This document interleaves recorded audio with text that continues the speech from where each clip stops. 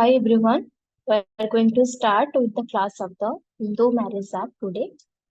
And in the today's class, we are going to learn the specific topics about the Hindu law, like what are the conditions of the Hindu marriage, what is judicial separation, what are the conditions for a divorce in the Hindu Marriage Act. So all these things we are going to learn today. Okay. So coming to the part of section 1, we can understand that this act may be called as the Hindu Marriage Act 1955. Okay. The second point it speaks about, it extends to the whole of India except the state of the Jammu and Kashmir, and it applies also to Hindus domiciled in the territories to which this act extends and outside of the territories also. So here one thing it has been written, it is also allowed in the, so it is just not prohibited in between the territory of the India, in including the territory of the India. This Hindu Marriage Act is extended to outside India as well. That means if you are a Hindu and if you are married under the Hindu Marriage Act, then you will be governed under the Hindu Marriage Act only. Even if you are staying in USA, you are UK, you are Japan, you are Germany, that doesn't matter. If you have married under the Hindu Marriage Act, then wherever country you are staying, that doesn't put any effect upon your marriage, and your marriage and conditions of the marriage that will be governed according to the Hindu Marriage Act only. Clear? So coming to the next part, under section 2, it speaks about the application of the act. Okay, and we have already understood that this act will be applied to any person who is a Hindu by religion or any of the forms or developments, including a Vira Shiva, Lingayat, or the followers of the Brahma Samaj, Pratana Samaj, Arya Samaj. We have already understood about this, okay? And the next point, who is a person who is from the religion of the Buddhist, Jain, or Sikh, okay? So if a person is a Buddhist, is a Jain, or is a Sikh religion, then that person will be considered as a Hindu only. The third thing, to any person domiciled in the territories to which the act extends who is not a Muslim or Christian or Parsi or G by the religion. The person who belongs to the religion of the Muslim, Christian, Parsi, and Jew, they will not be considered as a Hindu. But if a person belongs to the religion of the Buddhist, Jain, or Sikh by the religion, then that person will be considered as a Hindu only. Okay, these things we have already discussed in the last class. And the most important thing we have already discussed, that if there is a child who is an illegitimate child, मान लीजिए उसका माँ बाप कोई भी नहीं है, but that child is following the Hindu religion, Hindu culture, Hindu tradition, then that child will be considered as a Hindu only. If बच्चे का माँ बाप से कोई एक है, that child is an illegitimate child जिसका माँ है बट बाप नहीं है, या फिर सिर्फ बाप है और माँ नहीं है, तो in that situation any of the parents, अगर उनमें से कोई भी हिंदू रिलीजन से बिलोंग करता है and the child is born and brought up according to the Hindu trust, Hindu beliefs, Hindu cultures, then in that case that child will be considered as a Hindu only. And most importantly and last not the least, if the both of the parents of a child belongs to the Hindu religion, then the child will be considered as Hindu only. This thing we have already discussed in the last class. Okay. So coming to the part of section 5 of the Hindu Marriage Act, we are talking about the conditions of the Hindu marriage. Okay. So under what conditions a Hindu marriage will be considered as a valid Hindu marriage or an authenticate Hindu marriage. Okay. So a marriage may be solemnized between two Hindus and the following conditions are fulfilled. If the following conditions are fulfilled and if the marriage is being solemnized between two Hindus, then the marriage will be considered as a valid Hindu marriage. So what are those conditions? Neither party has a spouse living at the time of the marriage. So the first condition speaks that neither party has a spouse living at the time of the marriage.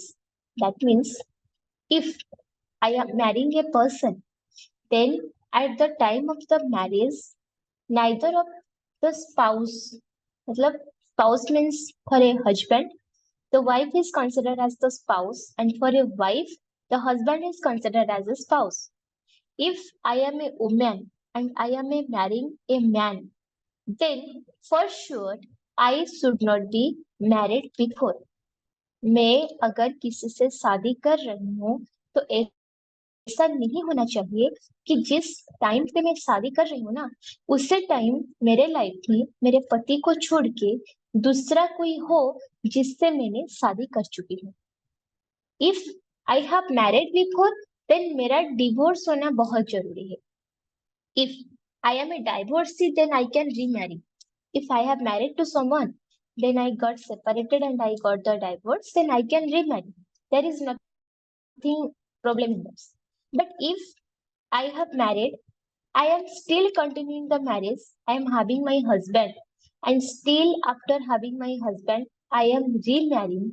In this case, the marriage is considered as a void marriage. That the marriage cannot be considered as a valid marriage. So what does it speak? It speaks that neither party has a spouse living at the time of the marriage. So when a person is getting married, his or her spouse should not be alive at the time of the marriage. That means if that person is married, then if that person has married before, then spouse, that means husband or wife, whoever it may have died before, and if not died, they must have got divorce. And if neither there is the sin of the divorce or death, then the person should not be married at the time of the marriage. This is the first condition. The second condition, at the time of the marriage, neither party. अच्छा, पहला चीज क्या बोला आप लोगों को फिर से हिंदी में समझा देती हूँ. ये बोल रहा है कि अगर मैं किसी से शादी कर रही हूँ तो दो चीज होता है, आइदर मैं पहले से शादीशुदा हूँ या फिर मैं शादी बिल्कुल नहीं की हूँ. I am a person who is marrying for the first time, और I am a person who is marrying for the second time or third time. कुछ भी हो सकता है. If I am a person who is marrying for the first time, then it is fine. Obviously, मेरा कभी शादी हुआ ही नहीं है, तो मैं किससे शादी कर रही हूँ, ये सिंपल सी बात है, हर कोई करता है आजकल. दूसरा सिचुएशन है जहाँ पे मेरा पहले से कोई था, I have got married before, but उसी के साथ मेरा डिवोर्स हो चुका है, I am a divorcee. So in that situation, if the divorce has been completed, then I am allowed to remarry. अगर मैं मेरा पहला पति को छोड़ चुकी हूँ, then I am allowed to remarry another person. In the third condition, मैंने अपने पति को नहीं छोड़ा, but due to certain circumstances, my husband has been died. उनका मौत हो चुका है. Then I became a widow. Okay, मैं एक विधवा हूँ. So in that case also, I am allowed to get married. So these are the circumstances under which a girl or a boy can get married. Like I told on the perspective of a girl, just make it vice versa for a boy. Same condition, अगर लड़का का कभी भी शादी ना हुआ हो तो कोई भी लड़की से शादी कर सकता है. दूसरा कंडीशन क्या है, अगर लड़का का पहले से शादी हो चुका है, then उसी का बीवी जिंदा नहीं होनी चाहिए at the time of the marriage. Third condition, if the wife is alive at the time of the marriage, then they must be divorced. उनका डिवोर्स होना बहुत जरूरी है, तभी उनका दूसरी शादी हो सकता है. So these are the conditions for a valid marriage at the first clause or the first point of the conditions of the valid marriage. The second condition, it speaks at the time of the marriage, when the marriage is getting done, neither party is incapable of giving a valid consent to it in consequence of unsoundness of the mind. So what does it speaks about? It speaks that when the marriage is getting done, at the time of the marriage, neither party is incapable of giving valid consent to it in consequence of unsoundness of the mind. That means when the marriage is being done between the two parties, then it should not be conditioned that once one of the spouse of this marriage is at a condition of the unsoundness of the mind, उसका दिमागी हालात सही नहीं है, and due to the unsoundness of the mind, the another party is unable to give the consent for that particular marriage. ऐसा नहीं होना चाहिए. So this is the most important conditions for the marriage, in which it has been told that at the time of the marriage, neither party is incapable of giving valid consent in consequence of unsoundness of the mind. That means due to the inconsistency of the mind, due to the unsoundness of the mind, neither of the party at the time of the marriage, neither of the party should be unavailable or eligible to give his or her consent towards the marriage. The simple logic is शादी कभी भी जबरदस्ती नहीं होना चाहिए.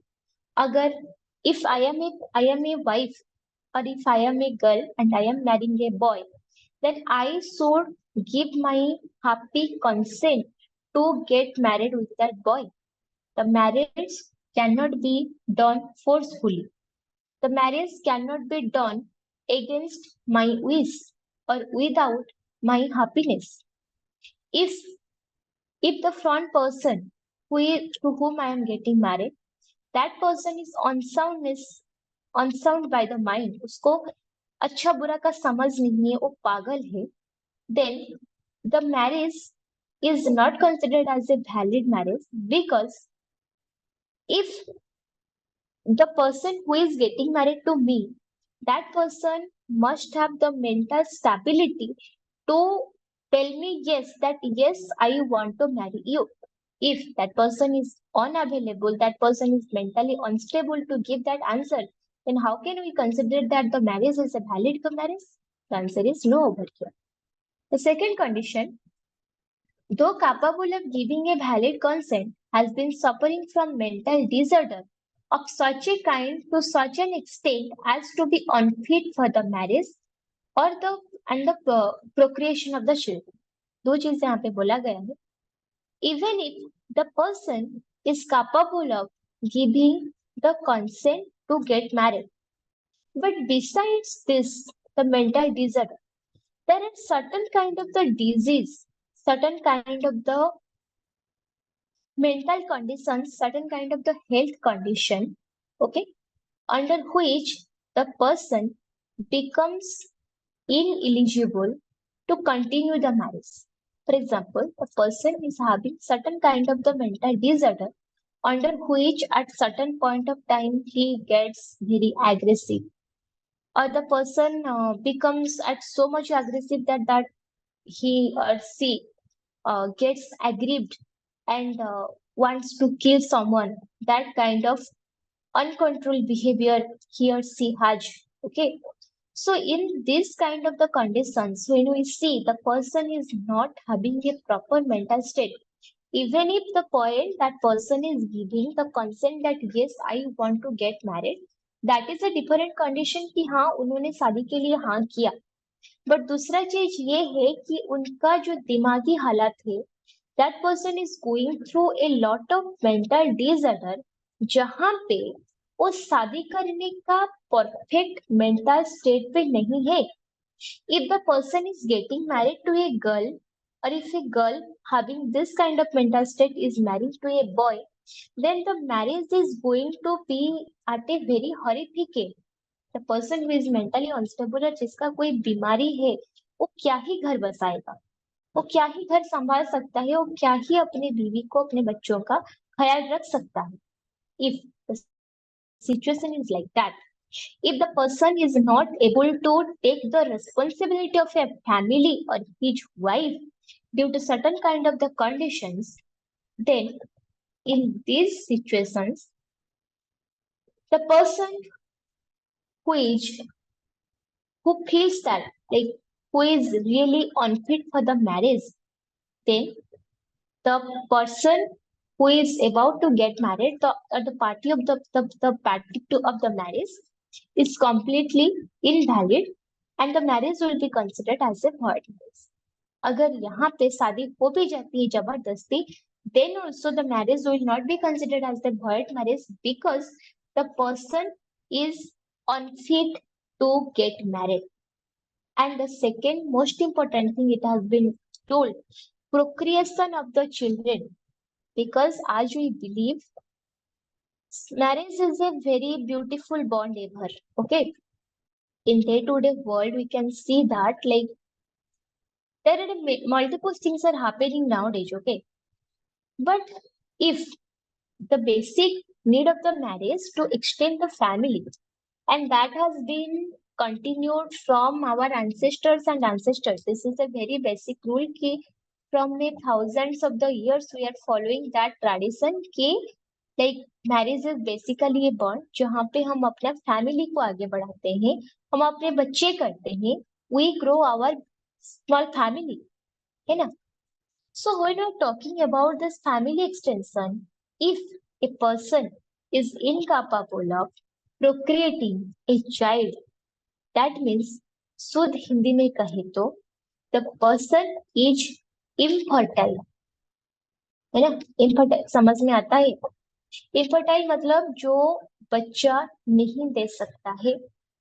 In that condition, if there is a person who is getting married to another lady, and if the lady is not marrying that person with her happy choice, then that marriage will be considered as a void marriage.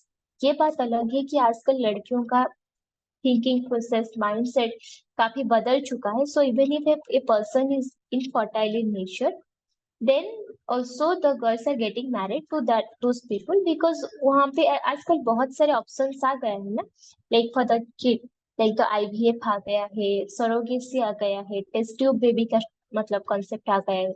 there are a lot of concepts in the modern society, but when this Hindu Marriage Act has been done, तभी बच्चा के लिए ऐसा कुछ ज्यादा rules and regulations, like ज्यादा नया scientific involvement, those things are not there ना. So in this act it has been written कि अगर कोई अपने बीवी को, if a person is infertile in nature, अगर वो अपनी पत्नी को बच्चा नहीं दे पा रहा है, then if the wife wants, the marriage can be declared as void in nature, because यहाँ पे the child is a most important factor of the marriage. अगर कोई शादी करके उसी को सही तरीके से नहीं निभा पा रहा है, then that marriage will be considered as a void marriage. Okay. The third thing is incapable of giving a valid consent has been subjected to the recurrent attacks of the insanity. Recurrent attacks of the insanity means that person is not always mentally unstable by nature. In the maximum number of times, that person is having a good mental state, good mental conditions, good mental improvement, is doing good. But at certain point of time, for certain period of the time, that person gets the recurrent attacks of the insanity, उसको दिमाग का दौरा पड़ता है. Insanity means mental imbalance which is very very dangerous. Got it? And in that condition, when we are talking about the marriage and its conditions, the marriage is considered as a void marriage in nature. The next point, it speaks about the bridegroom has completed the age of the 21 years and the bride the age of the 18 years at the time of the marriage. Here, the age criteria for the for when we are talking about the age criteria that a person is eligible for the voting or not, that is 18 years, right? Up to the 18 years, we talk that a person is not capable to do the voting and all these things. Okay, that basically a person is considered as minor until and unless the age criteria of 18 years has been fulfilled. So once this age criteria of 18 years has been passed, the person becomes a major. Okay, but the right age for the getting married for a girl that is 18 years and for a boy that is 21 years of the age. And if the bridegroom has not completed this criteria of 18 years for a girl and 21 years for a boy criteria table, in that condition, the marriage is considered as a void marriage and that is not allowed under the under the Hindu Marriage Act 1955. Okay. So the next condition we speak about the parties are not within the degrees of the prohibited relationship unless the custom or usage governing each of them permits the marriage between the two. Until and unless those persons are belong to any particular tribe, particular region, particular culture, particular tradition, which has been protected by the specific law. If it is not like that, then the person from a prohibited relationship, from a sap in the relationship, cannot be get married to each other. Let's understand it in a detailed way. Okay. For example, um, I'm a person from the particular scheduled tribe. Okay. So in that scheduled tribe, the personal relationship between the marriage that is not prohibited. So if I belong to that particular community or particular category, in that case, the marriage is considered as a valid marriage because I have already told you in the last class, the scheduled tribes, the particular communities, they has always been protected by our Indian constitution by the specific laws, specific regulations, specific rules because they are the people whose cultures, whose traditions, whose regulations need to be highly protected. Yes or no? That need to be highly protected. So when they are having a custom of marrying in between their own relatives, and if they are following that procedure, that is a valid marriage for them. For example, if you are seeing the if you are making a comparison between the Hindu culture and the Muslim culture, here in the Hindu Marriage Act, the marriage between the prohibited relationship is completely banned. You cannot marry from the person from your same gotra or same gotra. That means the person who is from your relatives or the blood relations, you cannot marry that person. For example, if I am having a brother from my father's elder brother, for example, I am having my mother. Okay, my mother's elder sister, his son, sorry, her son will be my brother. Yes, that means मेरी मौसी का बेटा. So अपनी मौसी का बेटा से क्या मैं शादी कर सकती हूँ? बिल्कुल नहीं. That will be considered as a that will be considered under the sap in the relationship. That means the prohibited relationship of marriage, because मैं उसको भाई मानती हूँ, right? That person is considered as my brother. मेरे मामा का बेटा, मामा का बेटी, मामा का रिश्तेदार, they are considered as my brothers and sisters. मेरी छोटी मौसी का बेटा, उनका बेटी, they are also considered as my brothers and sisters. So in this kind of relations जहाँ पे मैं उन लोगों को भाई बहन मानती हूँ, अब थोड़ा सा कोई रिलीजियस बिलीफ को ऊपर रखे, if you are seeing for the Muslim culture, you can see that the marriage between the blood relations are not prohibited to them until and unless it is the only the father. उनके अपने पापा को छोड़ के बाकी religious belief में उन लोगों ने शादी कर सकते हैं। जैसे कि मैंने बताया कि अपने मौसी का बेटा, बड़े मौसी का बेटा जो है, that person is considered as my brother, उसको मैं बहुत ऊंचा नजर पे अपने भाई जैसे मानती हूँ। But if it is a Muslim culture, वहां पे अपने मौसी का बेटा से भी आप शादी कर सकते हो। So this there is the varieties between the own beliefs according to the own specific religions. So यहाँ पे ये बोला जाता है कि फॉर एग्जाम्पल मेरे अपने पापा का बड़े भाई मतलब बड़े बाबा का बेटा है, मेरा मौसी का बेटा है, मामा का बेटा है, मामा का बेटी है, those people who are from my close relatives, those who comes from the prohibited relationships, in that case the in those cases of the prohibited relationship, the marriage will not be considered as a valid marriage, and that will be considered as a void marriage at nature due to the stopping the relationship or prohibited relationships until and unless it is protected by certain customs and traditions or regulations of specific government rules. Clear? Then what does it speak? The parties are not sapping-us of each other, just I told you, unless the custom or usage governing each of them permits of a marriage between the two. Unless what it does speaks, the custom and usage governing each of them permits the marriage between the two. Okay.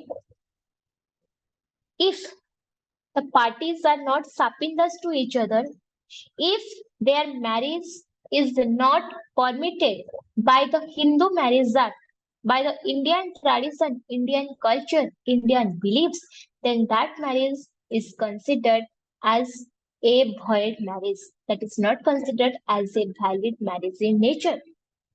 Then comes to the section 7, जहाँ पे okay, let's have a recap about the section 6, sorry, section 5 of the Hindu Marriage Act. Section 6 speaks about the guardianship of the marriage. I'll tell you about that. So when I was talking about the conditions of the Hindu marriage in under this, there are around 5 conditions. Most important conditions have been imposed over here, and there are also sub conditions attached to this. The first thing we talked, neither of the spouse living at the time of the marriage. Second, when the marriage is getting happen, that any of the parties should not be mentally unstable, insane, or should not be at a condition to give the consent about the marriage. The person who is getting married, they should have the valid consent to get married. Then when that person should not be suffering from any kind of the disease which is harmful in nature, and the person should not be incapable or infertile in nature. The next point, it has been subject to the recurrent attack of the insanity. That should not happen at all. And the next point, the bridegroom must have been completed at the age of the 18 years and 21 years and before the particular criteria of the age. If the bridegroom is getting married, the marriage is considered as the void marriage.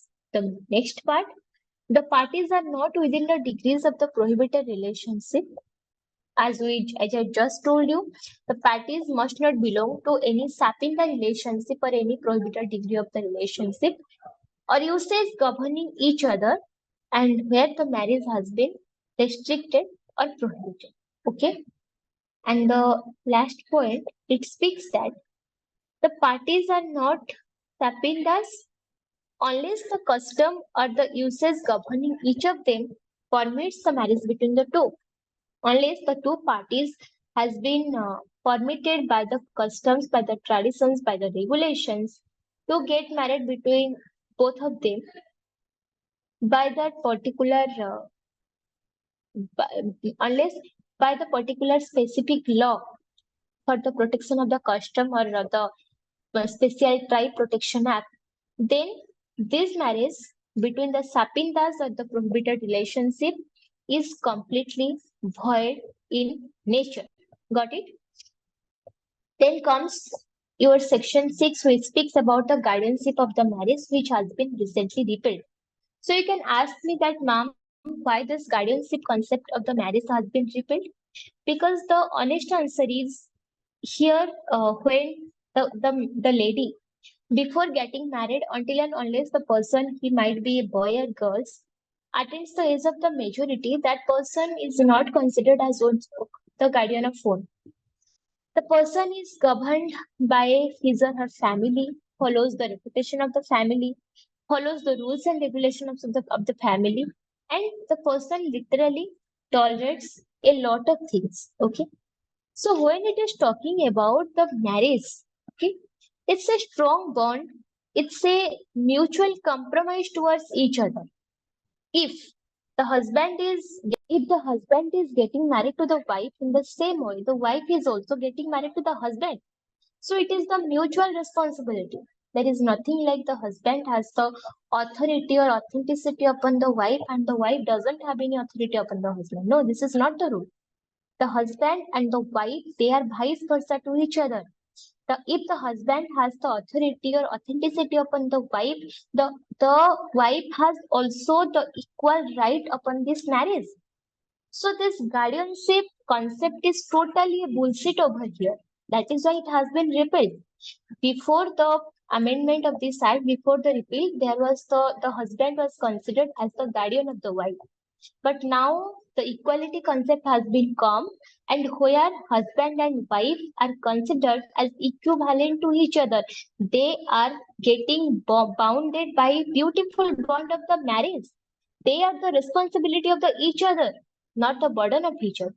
So the concept of the guardianship, like where the husband is responsible, take care of the wife and the guardian of the wife, that is not the only concept of here. The wife is also responsible to take care of the husband. And this is what the law speaks about. Yes. Then comes section 7, which speaks about the ceremonies of the Hindu marriage. Okay. It speaks that the Hindu marriage may be solemnized in accordance with the customary rites and ceremonies of the either party thereto. That means it speaks that a Hindu marriage must be done with the particular ceremonies, particular customary rites, and particular beliefs of the marriage. Then there are certain ceremonies like what? Saptapadi, Panigrahan, like the marriage completes the binding, the seventh step is taken. So what is the Saptapadi? That is the taking of the 7 steps of the bridegroom and the bride jointly before the sacred fire. You must have seen what happens, like the bridegroom takes the 7 rounds together. लड़का लड़की के पीछे, लड़की लड़का के पीछे, मतलब आग के साइड में दोनों मंत्रों के साथ साथ जो 7 फेरे लेते हैं ना, that is called the valid marriage itself. And you know, the marriage follows the Hindu marriage that follows certain kind of the rules, certain kind of the traditions, certain kind of the regulations, certain kind of the cultures. Saptapadi, Panigrahan, these things must to be followed while conducting a sacred Hindu marriage, and then only the marriage will be considered as a valid Hindu marriage under the Hindu Marriage Act. Got it? Then comes section 8. It speaks about the registration of the Hindu marriage. So most importantly, not only always the registration of the Hindu marriage is mandatory. If the marriage is being done with the proper methods, proper formats, like the Saptapadi, Panigrahan. Sometimes the marriage is being done in the temple. Even if it is been done in the temple, there are certain rituals has been followed over there also. If all the rules and regulations has been followed properly, it is not mandatory that the marriage need to be registered. But there is a rule, if the marriage is been registered, that makes the marriage more secure. That means if tomorrow any kind of the dispute or any kind of the controversy is arising, there is a strong proof of the marriage that yes, on this date I have been got married to this person. There is the registration proof. That is, there is the legal identity proof of the marriage, which is called the marriage registration, and that must need to be done. Okay. So, upon this point onwards about the point of the marriage registration, we are going to continue in the next class. This is all for today, and see you all in the next class. If there is any confusion or clarification you guys want, you can ask me. I'll be answering. Thank you.